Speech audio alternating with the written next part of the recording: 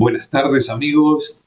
Nuevamente Aníbal González, analista, geopolítico, investigador, trayéndole novedades con respecto a lo que está ocurriendo en este gran frente de esta operación especial rusa en Ucrania, y también algunas noticias que vienen del lado europeo que tienen mucho que ver con estas actividades en el este de esta Europa que está prácticamente en entero caos. El despertador, como siempre, el programa que ustedes esperan, y de mi parte, muy humildemente trayéndole la información justa y quitando dudas. También hoy me trae responder a las preguntas que pude juntar para poder responder de preguntas muy puntuales que ustedes me hacen y que no consigo responder tan brevemente en un chat o en una simple respuesta por escrito. Entonces prefiero hacerla en vivo, respondiéndoles, y tal vez sirva para tirar dudas de otras personas que de repente no se animan a preguntar y tienen las mismas dudas. Primero, quiero dejar en claro que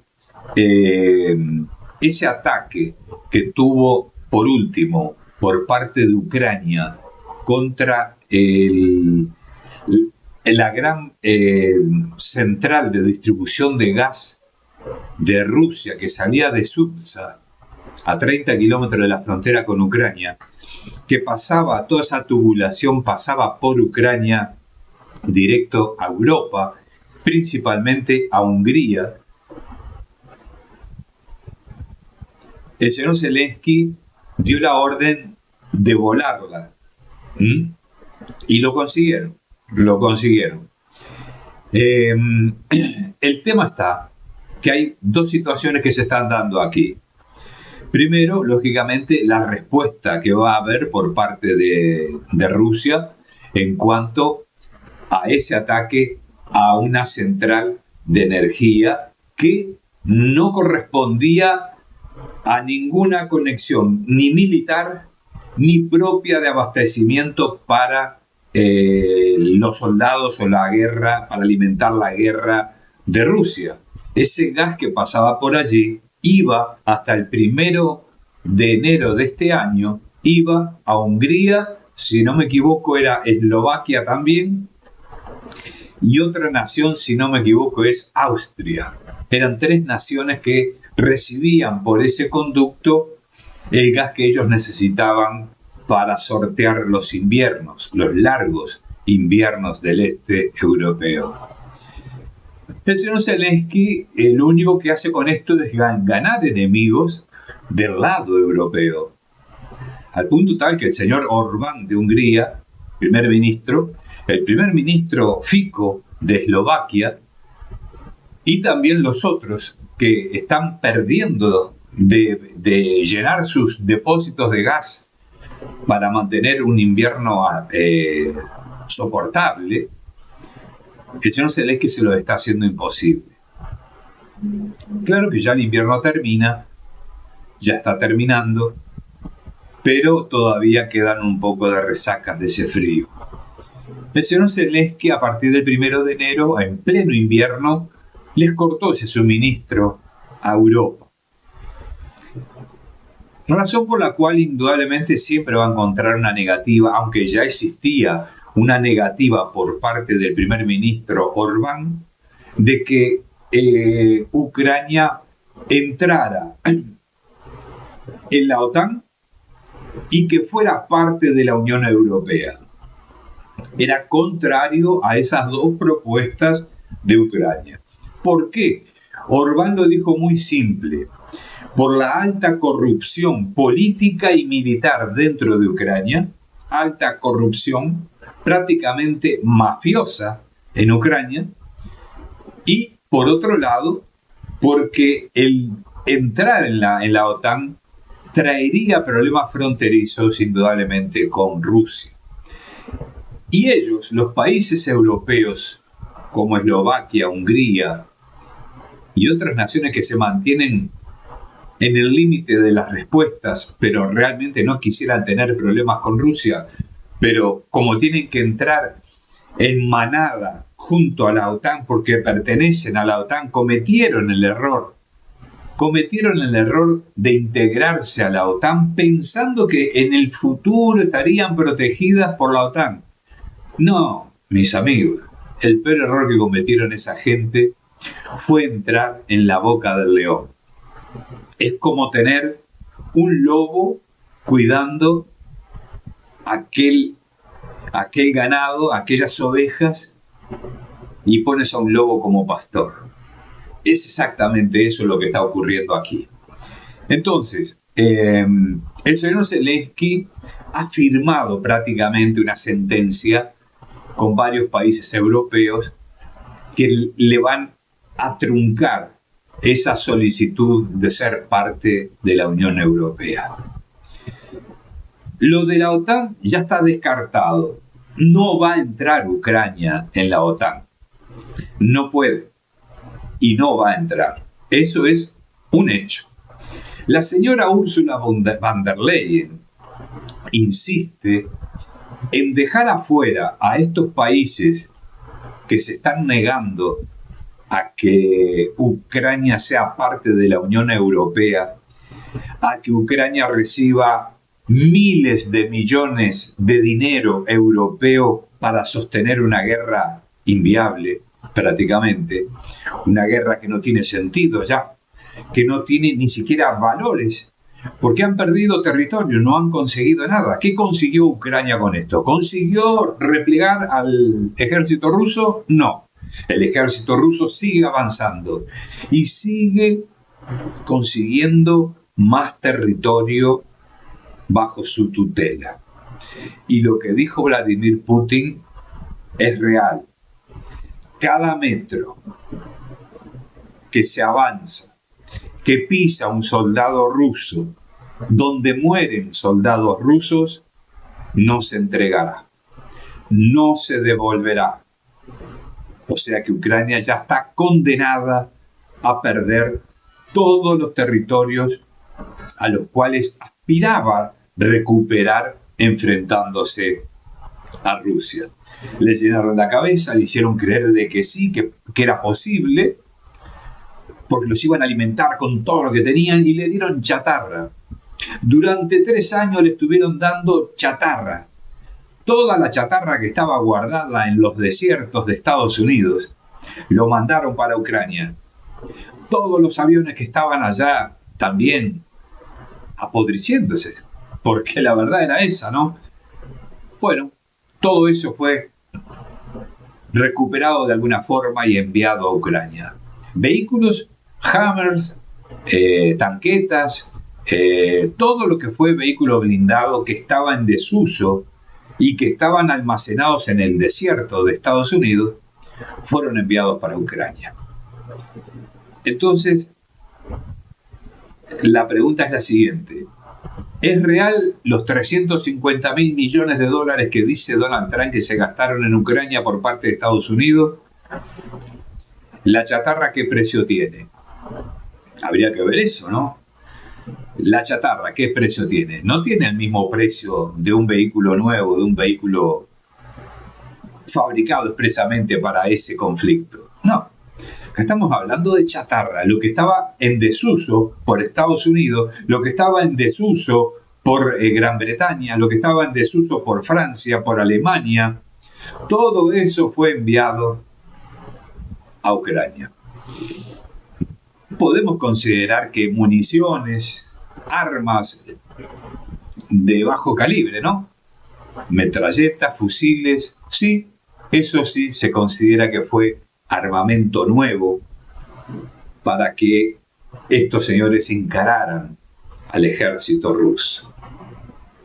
Los Javelin, que fueron muy determinantes, marcaron en su momento un gran peligro para el avance de Rusia, es verdad, es real. Mas consiguió Rusia corregir esos errores y usando los drones consiguieron eliminar esa amenaza. Al punto tal que hoy Rusia recuperó de los búnker donde estaban almacenados miles de Javelin, es ese lanzador de un misil antiaéreo, antitanque, muy poderoso realmente. Pues, señores, Rusia tiene en su poder más de 5.000 de esos Javelin. Más de 5.000. Entonces, que fueron recuperados en esos búnkeres, en esos depósitos de armas que llegaron a recuperar los rusos. Y como esas armas, otras. Metralladoras calibre 50, metralladoras de todo tipo de calibre, más grande, más bajo, intermedio, municiones cualquier cantidad, que algunas inclusive pueden ser usadas por el ejército ruso. Algunos oficiales, inclusive, algunos oficiales rusos han querido apropiarse de alguna manera de algún arma en particular que les gustó y la usan como propia, porque tienen esa posibilidad también, como premio de guerra, ¿no? Entonces, señores, en esta guerra que se está acabando, Kursk, que era lo que más tenía Ucrania para llenarse la boca diciendo: tenemos un pedazo del territorio de Rusia, lo vamos a cambiar por el territorio que tienen ocupado. De supuestamente, para mí nunca llegaron a tener 1.000 kilómetros cuadrados, Vamos a empezar por ahí. Pero según ellos, tenían 1.000 kilómetros cuadrados. Pues hoy están en menos de 30 kilómetros cuadrados, rodeados completamente. Han muerto más de 360 mercenarios de todas las nacionalidades, principalmente de Estados Unidos, de Reino Unido, de Francia, Alemania, Australia, Canadá, Polonia y otras. También alguna nación latinoamericana, colombianos y algún mexicano. Entonces, señores, estos que están muriendo allí murieron en vano. Aquel efecto que tenían que causar no lo causaron. Provocaron, sí, un disturbio que duró 8 meses, 9 meses. Fue todo. Porque en el momento, cuando ellos invaden Rusia, que mataron soldados fronterizos rusos, mataron civiles, 116, 136 civiles rusos, no me recuerdo bien exacta la cifra ahora, pero todo eso terminó fracasando a 30 kilómetros de la frontera, que fue lo más que llegaron. A 30 kilómetros de la frontera fueron parados, como si hubiera una cortina de hierro allí que no les permitió pasar. A partir de ahí empezaron a molerlos con drones, misiles, con todo tipo de arma pesada. Lo fueron reduciendo. De esos 70.000 muertos que hay hoy, contados hasta el día de hoy en Kursk, dentro de Kursk, 70.000 muertos. Imagínense que fueron más de 150.000 las tropas que entraron allí. Más de 150.000. O sea, lo que tendría que haber llevado para defender el Donbass, para defender Zaporizhia, pues los quitaron y los mandaron a tomar territorio ruso y no pudieron. Porque les explico, en su principio entraron 10.000 tropas, salían los que quedaban, supuestamente los que quedaban, y entraban otros 10.000 y así iban reponiendo. Pero Rusia mataba tantos por día, 1.000, 1.700, 2.000 muertos por día, que toda aquella cantidad que tenían de personal para supuestamente enviar a diferentes puntos del frente, tenían que ser enfocados a ser utilizados en Kursk. O sea, eran tantas las bajas que no solamente tenían que hacer el recambio de tropa para que no se cansaran. Por ejemplo, estaban 15 días 15 días y volvían, o 30 días y volvían y iban otros en lugar de estos, pero a su vez reponer a los muertos, que eran muchos, y principalmente tanquistas, choferes de vehículos blindados, operadores de drones, todo personal técnico necesario, mecánicos para hacer el mantenimiento de esos vehículos que se dañaban muy fácilmente en la nieve, en los pantanos de Kursk. Entonces, creo que aquí queda claro que fue una derrota grande, enorme, gigantesca para Ucrania. Es más, yo considero la derrota de Kursk mucho más grande, mucho más importante que la de Bakhmut.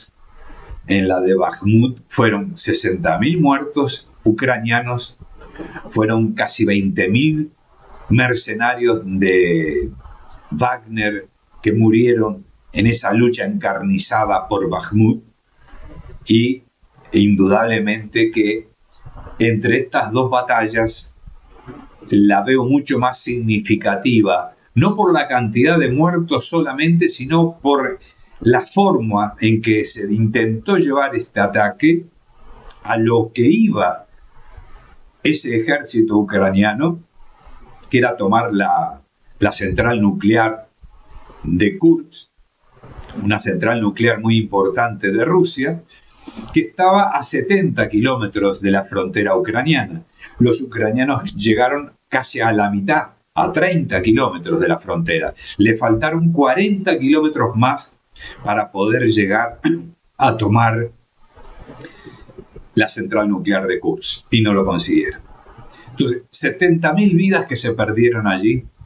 Van a perderse más vidas en este último enfrentamiento que se espera en ese lugar de Perto de Sumy, también en la frontera, a 30 kilómetros de la frontera con Rusia. Sumy está rodeada, hay muchas tropas rindiéndose, hay mucha gente rindiéndose, inclusive británicos que se hacen pasar por estadounidenses. American. No dice que son británicos, dice que son americanos, porque claro, americano puede ser más respetado que el británico, pero mercenario no tiene derechos, pierde todos los derechos de cualquier soldado común. Inclusive puede ser fusilado en el momento, allí en el lugar, sin problema. Ese es el destino de un mercenario. Entonces creo, señores, que estamos prácticamente en la puerta de una rendición, sin la orden de Zelensky.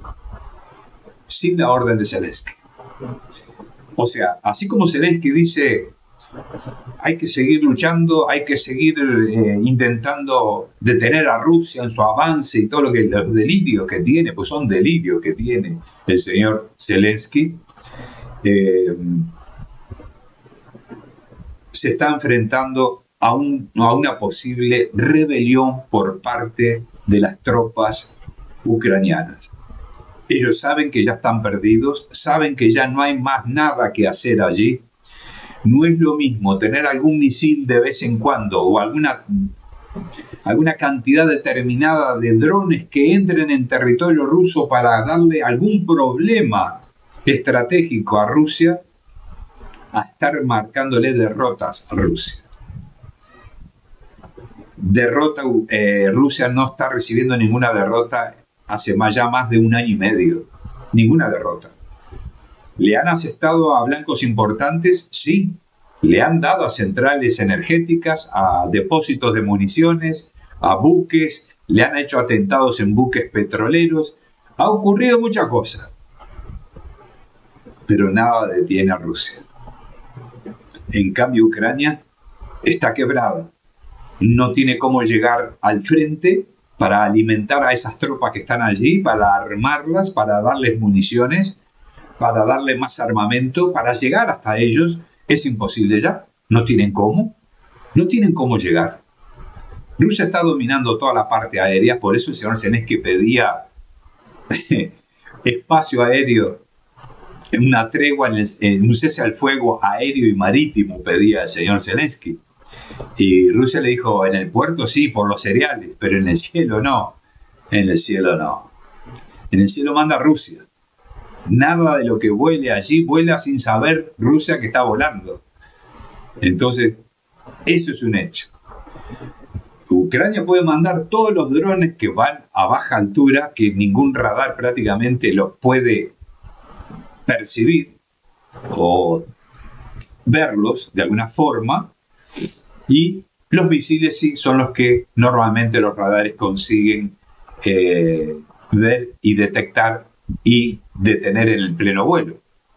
Pero los drones son los más difíciles hoy en día para ambas partes ser detenidos. Muchos inclusive son detenidos en base a la guerra electrónica, ¿no? Siempre y cuando sepan por dónde vienen. Entonces, creo que se está dando este momento que estamos, yo lo presiento, que estamos muy cerca de ver una revuelta interior por parte del ejército ucraniano. Creo que ya se dieron cuenta, las tropas se dieron cuenta que no tienen cómo y que están muriendo en vano y por nada. Una pausa y enseguida vuelvo, mis queridos amigos.